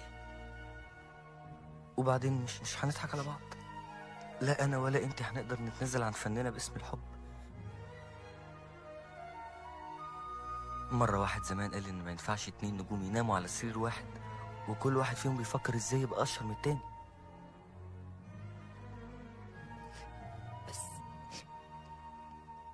بس انا ما اقدرش استغنى عنك، ما اقدرش. هنفضل صحاب وهتلاقيني جنبك في اي وقت. انت مسافر بكره؟ الفحوصات العادية. خد بالك من نفسك. خدي بالك انت من نفسك يا سعاد.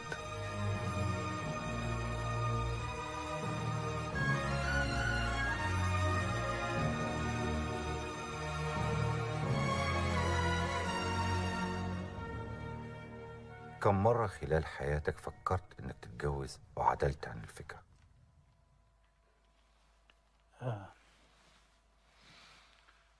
مرة واحدة. اقدر اعرف ظروفها؟ يعني إنسانة حبتها وهي حبتني، بس يعني القدر ما أرادلناش إن احنا نكون لبعض. من الوسط الفني يا حليم؟ لا لا لا لا لا لا، ده مش معناها إن عيب إن أتجوز من الوسط الفني، بس حبتها.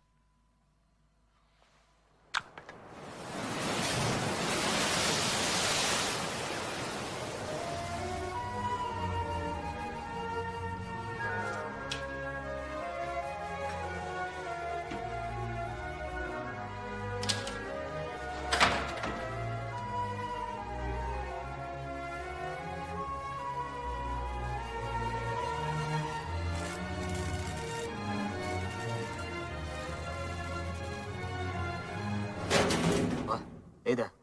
يا ابراهيم! ايه يا مجدي؟ ايه؟ بنادي على ابراهيم عشان يصلح الاسانسير. ما هو كويس اهو. والله؟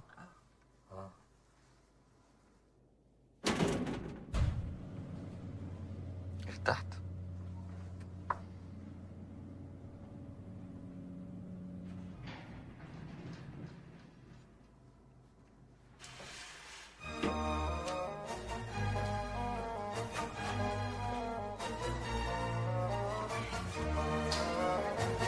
الأجرة يا أستاذ عبد الحليم.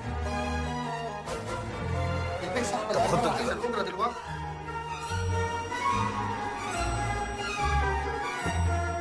يلا يا مجدي اطلع بسرعة، اطلع بسرعة. حاضر. بسرعة بسرعة بسرعة يلا. ده وقته يا مجدي.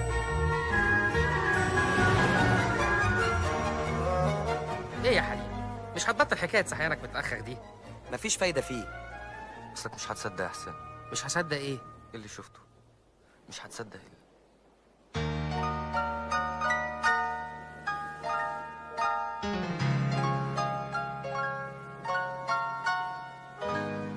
ايه مالك؟ صدفة يا حسين، صدفة لو اتعملت في السينما محدش هيصدقها. الجد باشا ابن باشا، وهو مش ناسي ده. بيفكر بطريقه والزمن ماشي بطريقه تانية. لا هو قادر يقبل التغيير ولا قادر يتجاهل اللي بيحصل ده. ما تعرفش ازاي قدر يحتفظ بجزء كبير جدا من ممتلكاته لحد دلوقتي. هي بقى عايشه معاه هي ووالدتها، كانت مخطوبه وفسخت خطوبتها.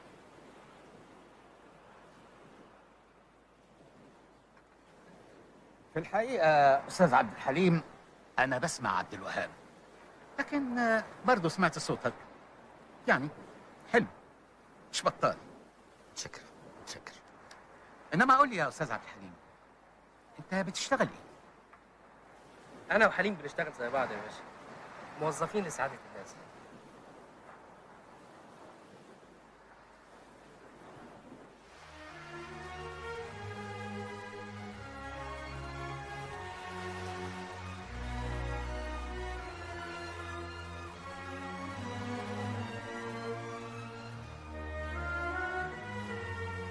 على فكرة أنا معجبة جدا بصوتك. أنا؟ وشفتك وأنت بتغني أكتر من مرة. اسمي جيهان. وأنا عبد الحليم. عبد الحليم شبانة وبعدين عبد الحليم حافظ. مظبوط. وده معناه إن عندك شخصيتين؟ أبدا، عبد الحليم حافظ المطرب الناجح كان أمنية عند عبد الحليم شبانة واتحققت، يعني الاتنين واحد. بس صدقيني إذا كان عبد الحليم ده وده اللي شافك في الأسانسير فهو حس إن الدنيا كلها واقفة قدامه. كده بسرعة؟ أنا ضايقتك؟ أمشي؟ لا لا بالعكس، قصدي لا مفيش ولا مضايقة ولا حاجة. خليك. أنا عمري ما كنت همشي، أنا هفضل واقف هنا على طول.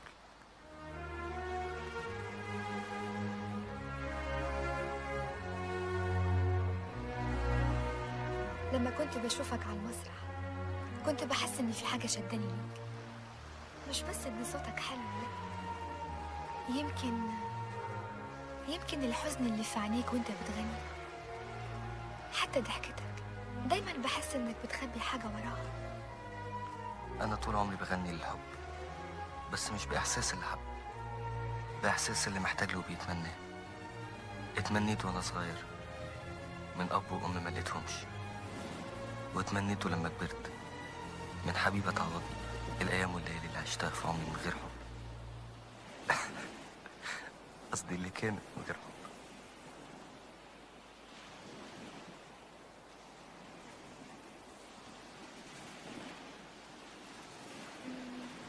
بتعمل أغنية جديدة؟ الكلام خلص بس اللحن لسه. كلامها بيقول ايه؟ أول مرة تحب يا قلبي وأول يوم أتهنى ياما على نار الحب قالوا لي ولقيتها من الجنة. أول مرة أول مرة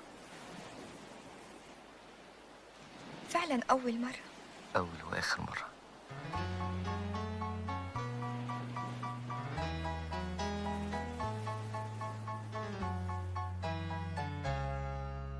بحلم ليه بتلوموني ليه لو شفتم عيني حلوين قد ايه هتقولوا انشغالي وسود الليالي مش كتير عليه ليه بتلوموني.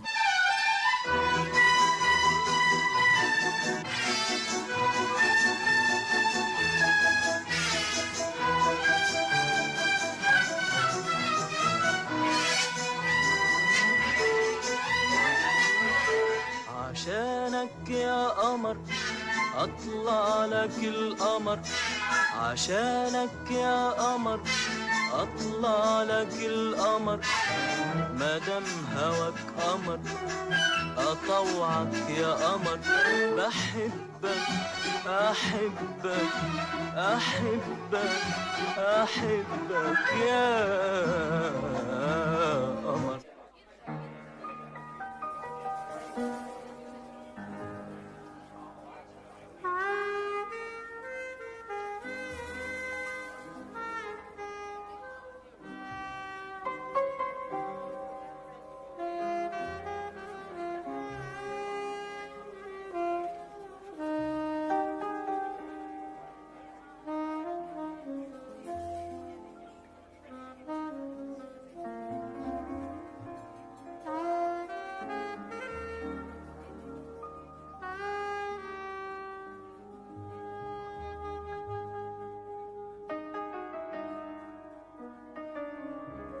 مش عارف يعني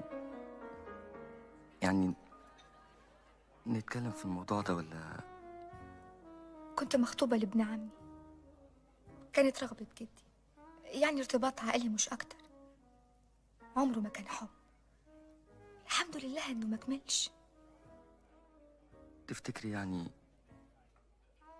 إنك من عيلة يعني مستواها أعلى مني بكتير؟ تفتكري يعني نقدر نكمل حياتنا مع بعض ونتجوز؟ طبعا.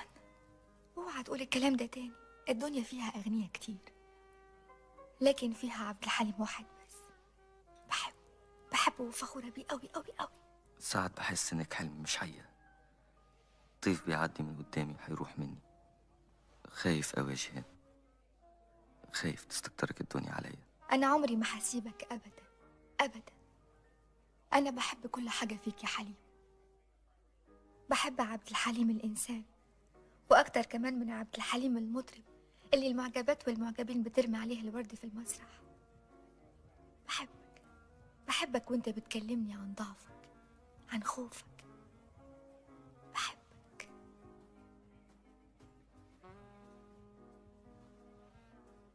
جيهان دي شخصيتها رقيقة، ذكية، ناعمة قوي.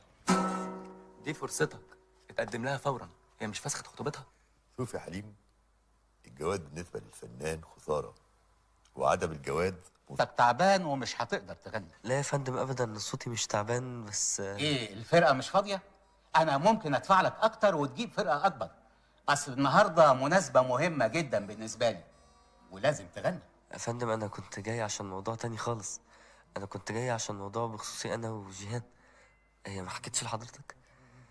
يعني ما سالتنيش ايه المناسبه المهمه يا استاذ عبد الحليم؟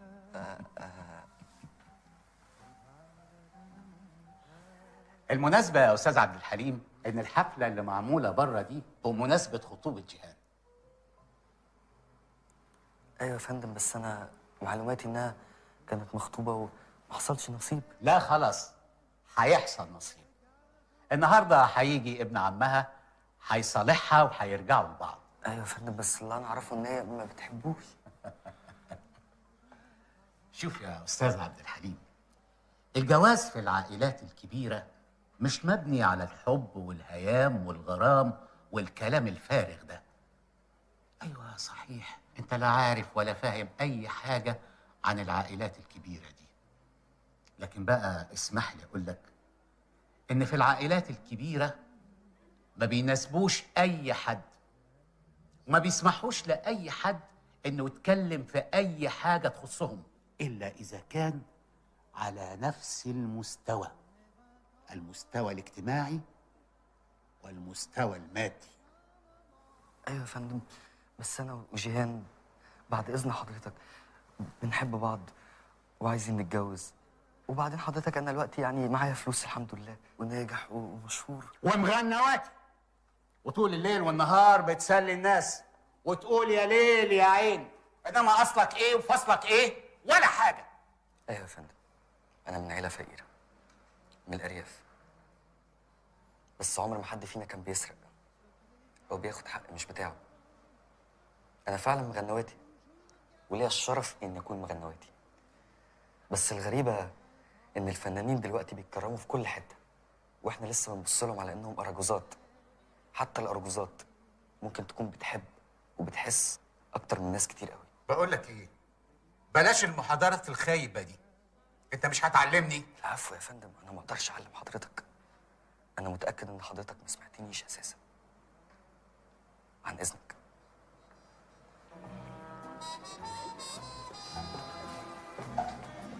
مالك يا حليم، حصل ايه؟ مفيش فايده. استنى ما تمشيش.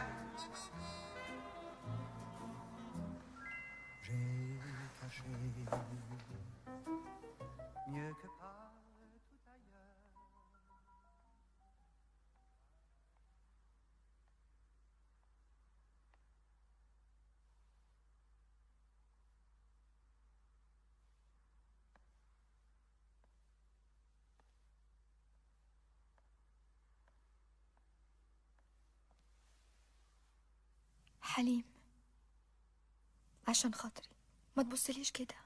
أنا آسف. أنا اللي أسفة، أسفة للكلام اللي سمعته. أنت عارف جدي من جيل ومن دنيا تانية، وإحنا مفيش إحنا. أنت من دنيا وأنا من دنيا تانية خالص. جدك كان عنده حق. جدي ما حبش، ما حسش، ما عرفش يعني إيه إنك تحب.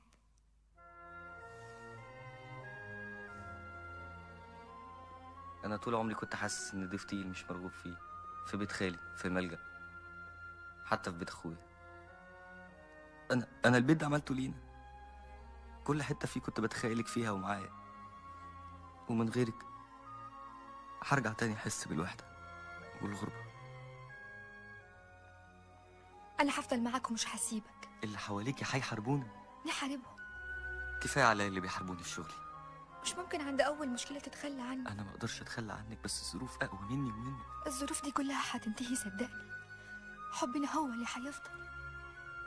أنا هعيش أحبك وهموت أحبك.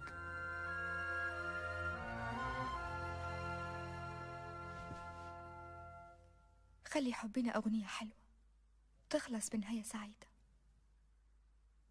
ابتديت أصدق إن النهايات السعيدة في الأفلام والأغاني بس. ما تقولش كده. أنا حبي ليك كل حاجة في حياتي، وأنا عارفة إن حبك ليا جزء من حياتك، وأنا راضية حتى بالجزء ده. ما تضيعش حبنا. الحب يا جيهان اللي زي يعتبر رفاهية أنا ما أقدرش عليها، على الأقل دلوقتي. محدش عارف بكرة إيه اللي هيحصل. ما تسيبنيش يا حليم. أنا مش عاوز أقلل من حجم الصدمة ولا الإنسانة اللي أنت حبيتها، بس أنا برضو يهمني صاحبي. أنت عارف يا مجدي أنا بقعد قدام الشجرة دي كتير ليه؟ ليه؟ عشان نفسي أبقى زيها. تطلع مني فروع، الفروع تنزل الأرض، تطلع جذور، الجذور تطلع فروع. يا أخي بكرة تحب تاني، تتجوز، تخلف، وعيالك يتجوزوا ويخلفوا. هي الدنيا كده يا حليم، البني آدم بينسى. حتى لو نسيت يا مجدي، حتى لو نسيت، أنا حالتي بتبقى أسوأ كل يوم، والنزيف بيزيد. الدكاترة قالوا إني ما ينفعش أتجوز لأني ممكن أنزف في أي وقت وحياتي تنتهي. حتى العملية الوحيدة اللي فيها أمل قالوا إنها ممكن تأثر على ذاكرتي، يعني أنسى كلام الأغنية وأنا بغني على المسرح. تصور ده أنا ممكن أموت لو حصل لي كده. هي مش دي العملية اللي أنت مسافر علشان تعملها؟ لا، دي عملية تانية عشان الدوالي اللي في المريض. أنا هسافر معاك. لا يا مجدي، أنا هسافر لوحدي. خد بالك أنت من إخواتي وما تخليهمش عايزين حاجة أبدا. عشان خاطري يا مجدي، عشان خاطري.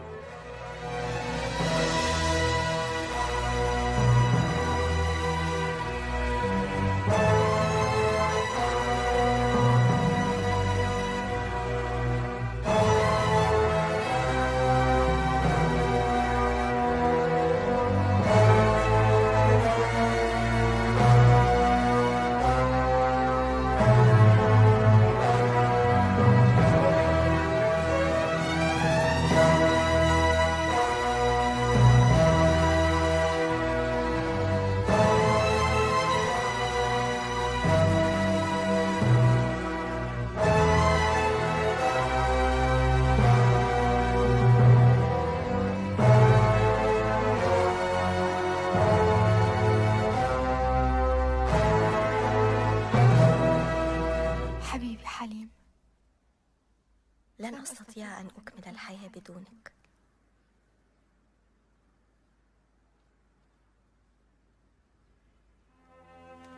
افتقدتك كثيرا حليم. عارف أنك قد تلقي بأوراقي بعيدا ولا تقرأ، ولكني لم أستطع إلا أن أكتب إليك، أن أراك عبر كلماتي، أن أحس بيديك وهي تمسك بأوراقي.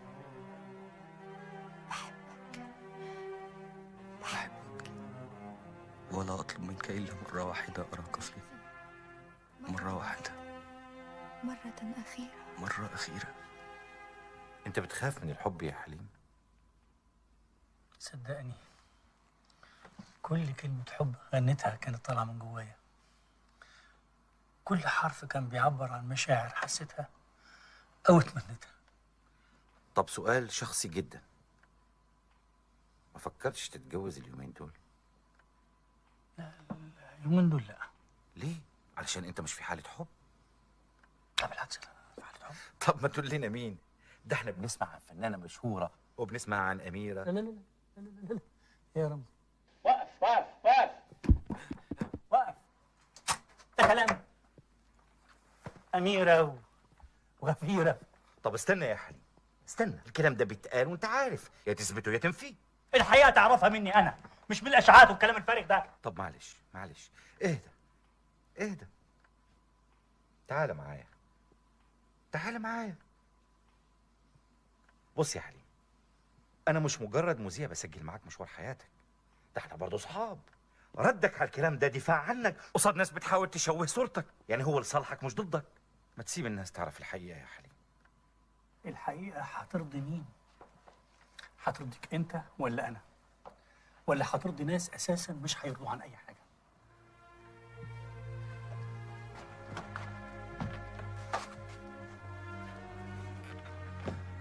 صدقني يا رمزي، الحقيقة كل ما فيها من ذكريات حلوة ومؤلمة ما تخصش إلا صاحبها، اللي هو أنا بس.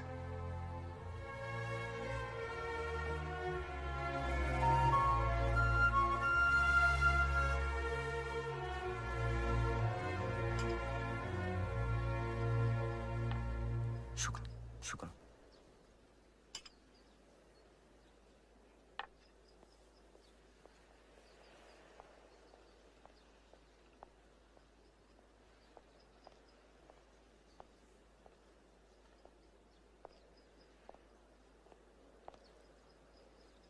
جيهان مش هتقدر تيجي النهارده.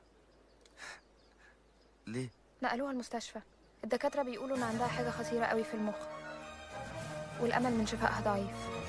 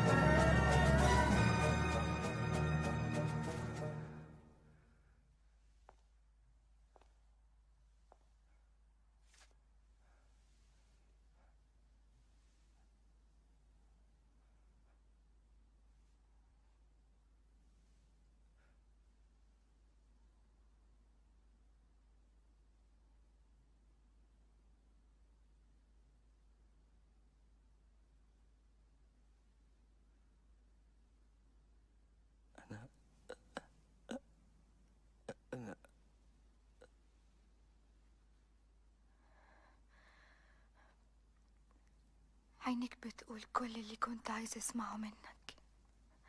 أنا كمان بحبك،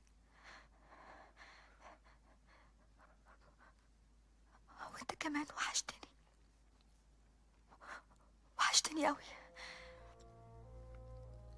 خلاص مش عاوزة حاجة من الدنيا. وانا عاوز كل حاجة من الدنيا. انتي. أنا خلاص. ما تقوليش كده. أنا مش خايفة من الموت، لأني مت قبل كده، مت في كل دقيقة بعدها عني. احنا هنخرج من هنا مع بعض ومش هبعد عنك تاني. يا ريت.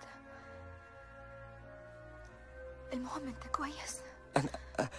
انا زي القرد اهو، بروح لندن كل شوية يشكوني إبرتين وارجع. والأغنية الجديدة؟ الكلام خلص بس اللحن لسه. قولي الكلام. بأمر الحب. اسمع يا حياة قلبي، نداء قلبي، جاوبني، بصلي، قرب، كمان قرب هنا جنبي وهات شوقك على شوقي وهات حبك على حبي، وانا وعيونك الحلوة نعيش قصة غرام حلوة. حرام نسكت على قلوبنا، حرام الشوق يدوبنا. بلاش نهرب، بلاش نتعب، تعال نحب ونسلم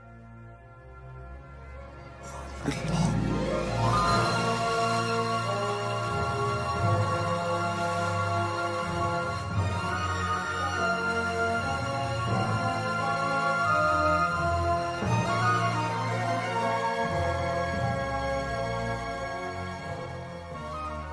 ما كانش ممكن يحب غيرها يا نوال.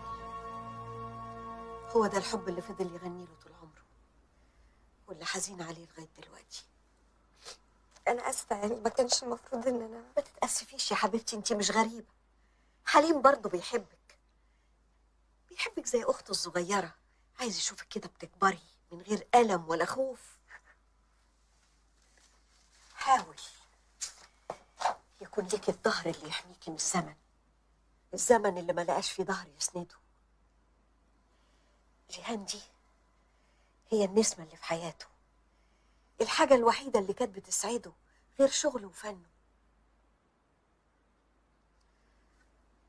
ولما ماتت يا حبيبي رجع له المرض تاني وأكتر من الأول.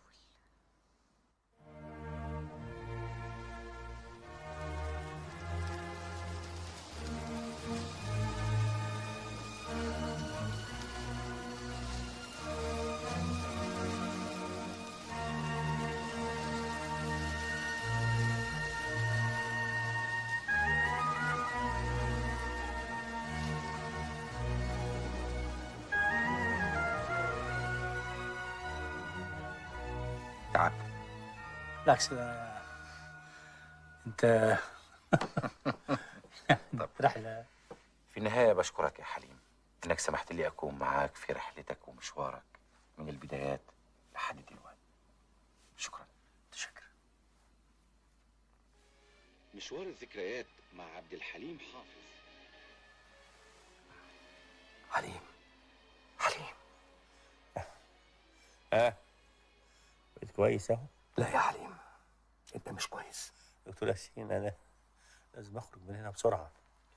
انا عندي شغل كتير وعندي سفريه للمغرب مهمه، وكمان مش ممكن. اللي مش ممكن اننا نأجل سفرك للندن. انا لسه عامل كونسلت مع دكتور روجرز، وده من اكبر اخصائيين الكبد ورئيس وحده امراض الكبد في مستشفى كينجز كوليدج اللي هنسافر وندخلها فورا. يا حليم كفايه بقى اهمال في صحتك. الله، المساله ما بقتش بسيطه، والنزيف دلوقتي بقى اخطر من الاول بمراحل، وحاله الكبد كلها مش عجباني.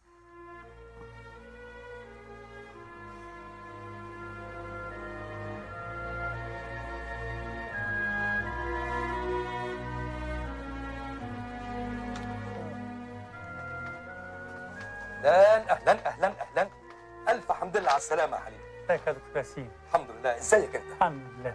Dr. Rogers, we have decided in our consultation to try a... لا عندي كبد ولا عندي الولاد. ايه وصلنا ليه؟ يا سيدي احنا قررنا ندي فرصه للعلاج بالكورتيزون ونشوف النتيجه. انتوا مش بتقولوا ان انا ممنوع من الكورتيزون؟ فعلا، لانه كان بيزود من خطوره النزيف، لكن دلوقتي في دواء جديد هنستعمله له تاثير قوي على منع النزيف. احنا هنستعمل الاثنين ونشوف النتيجه، لكن لو ما حصلش تقدم هنضطر ناخد قرار خطير. القرار بتاع اللي هو اعمل العمليه وبعدين انسى الذاكره واتوه واقف على المسرح انسى الكلام وانسى تاريخه كله. لا، مش عايز، انا اموت احسن. عموما خلاص، ده ملوش فايده دلوقتي. احنا في احتمال كبير اننا ننقل لك كبد جديد. كبد جديد يعني مش مستعمل؟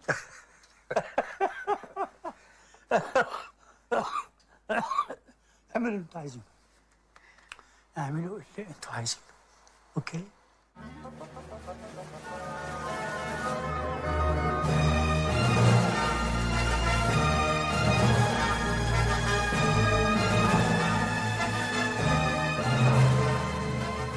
الحمد لله على سلامتك يا حبيبي.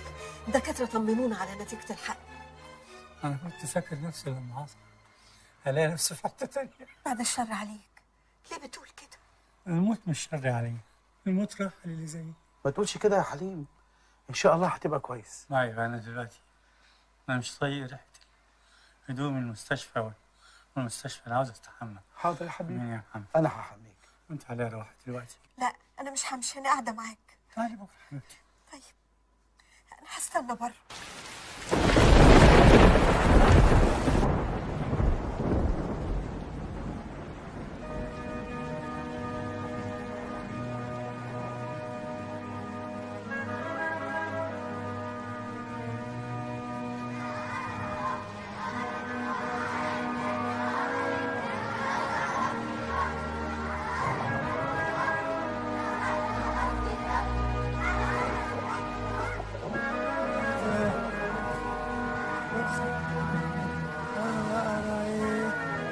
بنت اختي